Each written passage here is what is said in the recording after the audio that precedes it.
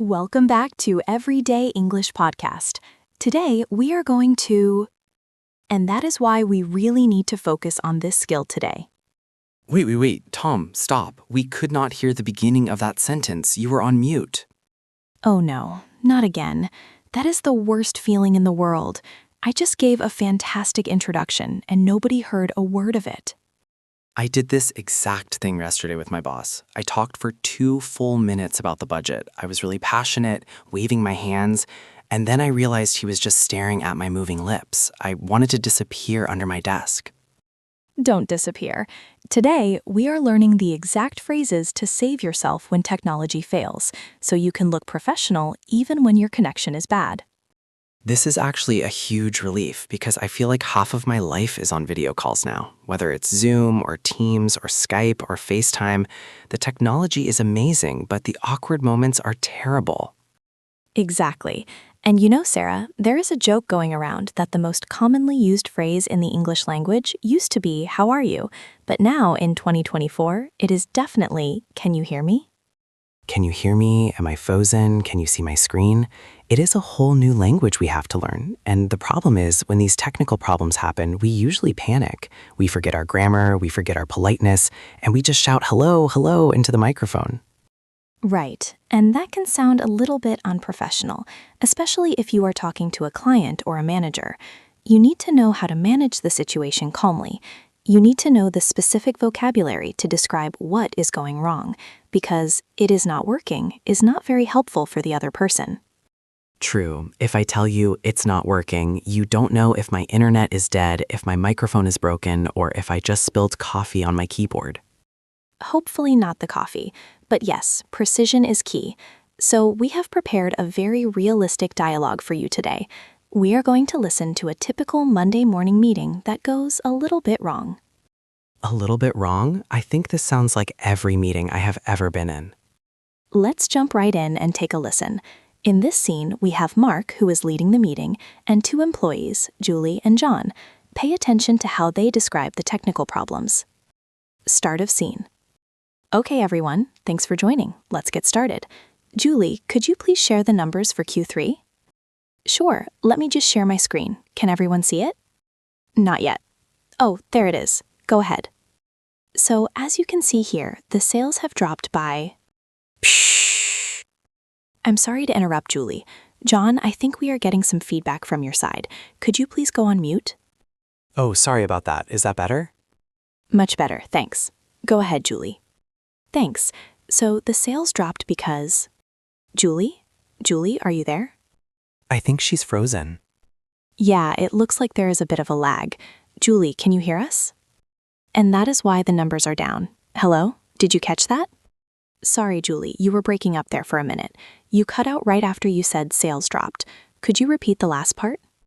Oh, the internet in this house is terrible. Let me turn off my video to save bandwidth. Is that clearer? Yes, that is crystal clear now. Please continue. End of scene. All right, I think we have all been in that meeting. The background noise, the freezing screen, the missing information. It is stressful. It is stressful, and I noticed Mark was very polite about it. He didn't get angry. He used some very specific phrases to handle it.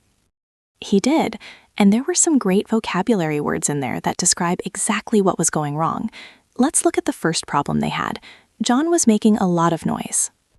Yes, poor John. He was typing or something, and Mark said, "We are getting some feedback." Now, Tom, usually feedback is a good thing, right? Like if I give a presentation and my boss gives me feedback, that means he tells me what I did well. Exactly. Usually, feedback means an opinion or advice on your work.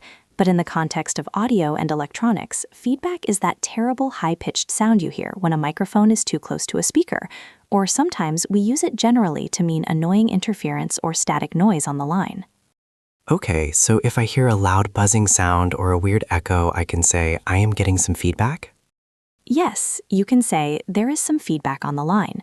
It sounds much more professional than saying, "John, shut up, your microphone is loud." Right, and Mark also asked John to do something specific. He said, "Could you please go on mute?" Go on mute. This is the verb phrase we use.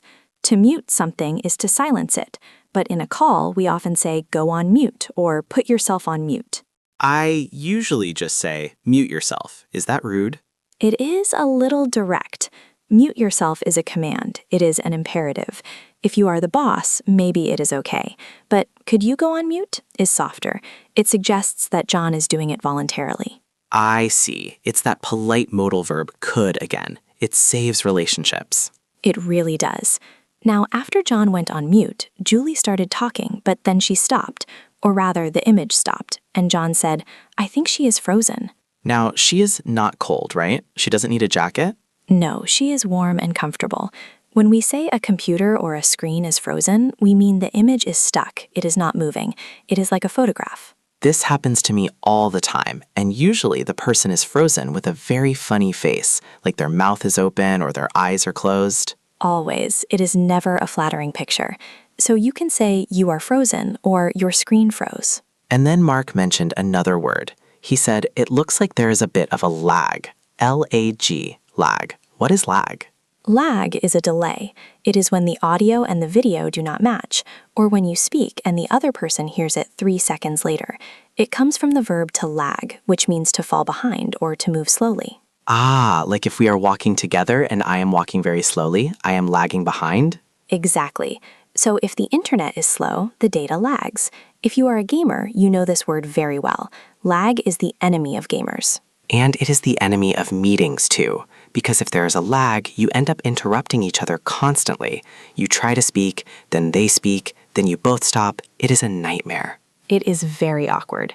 And that brings us to the next phrase, which I think is the most useful one in this entire dialogue. Mark said, "Sorry, Julie, you were breaking up." Breaking up? Oh no, are Mark and Julie dating? Is he ending the relationship? No romance here. In relationships, to break up means to separate, but in audio and phone calls, to break up means the sound is coming in pieces. It is not continuous. You hear one word, then silence, then another word. Ah, like a robot. Can you hear me? Exactly. That is breaking up. You can say, "You are breaking up," or "The audio is breaking up." Is that the same as cutting out? Mark also said you cut out right after you said sales dropped. They are very similar, and we often use them interchangeably, but there is a slight difference. Breaking up usually means the quality is bad and choppy for a while. Cutting out often implies the sound stopped completely for a moment, like a cut. So if I miss a whole sentence, I would say you cut out. If I hear parts of words, I say you are breaking up. Perfect. That is a great way to remember it. And finally, Julie offered a solution. She said, "Let me turn off my video to save bandwidth." Bandwidth. That sounds very technical. Do I really need to know this word? You do, actually. Bandwidth is basically the capacity of your internet connection. Think of it like a pipe for water. If the pipe is wide, a lot of water or data can flow through. If the pipe is narrow, only a little data can get through.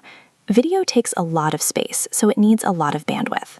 So by turning off the video, she's making more room in the pipe for her voice. Exactly. And that is a great tip for everyone listening. If you are breaking up, tell the other person, "I am going to turn off my video to save bandwidth." It makes you look like you understand technology, and it usually fixes the problem. That is a great tip. I usually just panic and hang up. Don't hang up, just turn off the video. Okay, I will try that next time. So we have feedback, frozen, lag, breaking up, cutting out, and bandwidth. These are all nouns or verbs describing the problem. But Tom, I think the hardest part is interrupting someone to tell them there is a problem. You are right. Imagine your boss is giving a very important speech. He's 5 minutes into the speech, but he's on mute. How do you stop him? You can't just shout, "Hey, stop!" I have wanted to do that, but no, I suppose I need to be polite. You need to be polite but firm. You need saving phrases, phrases that save the meeting.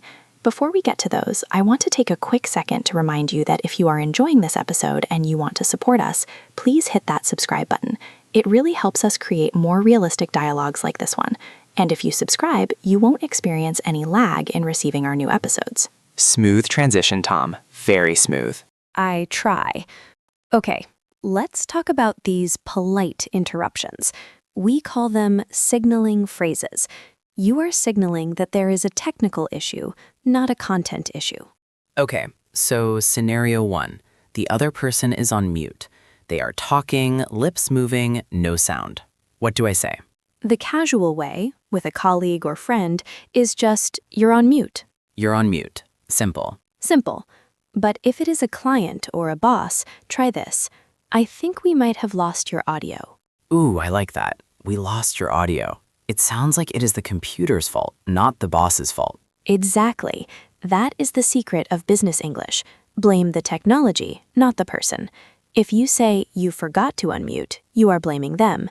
If you say we lost your audio, it is a mystery. It is a technical glitch. Glitch, that is another good word. A small, temporary problem. Yes. So I think we lost your audio, or I think you might be on mute. Adding I think and might makes it softer. Okay, scenario 2. There is a terrible echo or background noise. Someone is typing like a maniac. This one is harder because you are asking someone to stop doing something. I recommend, I'm sorry to interrupt, but we are getting a bit of background noise. We are getting background noise. Again, you are not saying you are making noise. You are stating a fact about the line. Right. And then you follow up with the request. Could everyone please check if they are on mute? That is clever. You address everyone, even though you know exactly who it is. You know it is John. It is always John. But by asking everyone, John doesn't feel attacked. Could everyone please check their microphones? I love that. It's so diplomatic. Okay, scenario 3. The person is breaking up. They sound like a robot. For this, you need to verify what you heard. You can say, sorry, the connection is a bit choppy. Choppy, like chopping vegetables? Yes, chop, chop, chop. The sound is cut into pieces. The connection is choppy, or you are breaking up a little bit. And then, this is the important part. You must ask them to repeat. Could you repeat that last part? Could you repeat that last part? Okay, but what if they repeat it and it's still bad? And then they repeat it again and it's still bad. Eventually it gets embarrassing. That is the death spiral of video calls. If it fails twice, you need to suggest a new action. Do not ask them to repeat a third time. Instead, suggest a fix. Like turning off the video? Yes, you can say, you are still breaking up. Maybe try turning off your video? Or if that fails, you can say, why don't you try logging out and logging back in? Log out and log back in. The classic fix for everything. It works 90% of the time. Log in and log out are phrasal verbs we use for entering and exiting secure systems, like bank accounts or meetings. You don't walk into a Zoom meeting, you log into it. Okay, so why don't you try logging back in? It's a suggestion, not a command. Precisely. Why don't you try is a great way to give advice. Tom, I feel much more prepared now. I have my vocabulary, latency, bandwidth, feedback, and I have my polite phrases. We lost your audio, it's a bit choppy. Could everyone check their mics? You are ready to run the meeting, Sarah. But before we finish, I want to put our listeners to the test. I want to see if they can use these phrases in a real situation. Oh, a challenge. I love challenges. Listeners, I want you to imagine you are on a video call with me right now. I am talking, I am explaining something very important, but my screen freezes. You can hear me, but my face is stuck. I want you to pause the podcast for a second and say out loud what you would say to me. How would you tell me politely? Did you do it? Did you say, hey, your face is stuck? I hope not. Hopefully you said something like, Tom, I think your video has frozen. Or, Tom, there's a bit of a lag on your video. Your video has frozen. That is perfect. And here's a second challenge. Imagine I am speaking, but there is a loud echo every time I talk. Pause and say the polite phrase. What did they say, Tom? I hope they said, sorry to interrupt, but we are getting some feedback on the line. Or could everyone please check their mute buttons? Exactly. Mastering these small phrases changes how people see you. If you panic, you look junior. If you handle the tech issues calmly, you look like a leader. That is so true. Confidence is not about everything going perfectly. It's about handling things when they go wrong. Well said. And speaking of things going wrong, we would love to hear your stories. Yes, please tell us. Have you ever had a disaster on a video call? Did your cat jump on the keyboard? Did you forget you were on mute? In the comments, I want you to answer this question. What is the most embarrassing tech fail you have experienced? And try to use one of the phrasal verbs we learned today, like cut out or break up. For example, my audio cut out right when I was saying the price. Ouch, that is a bad time to cut out. It is. We can't wait to read your stories. Thank you so much for listening today. Remember, technology is a tool. Sometimes it breaks, but with the right English, you can fix the situation. Don't let the mute button defeat you. See you in the next episode. Bye, everyone.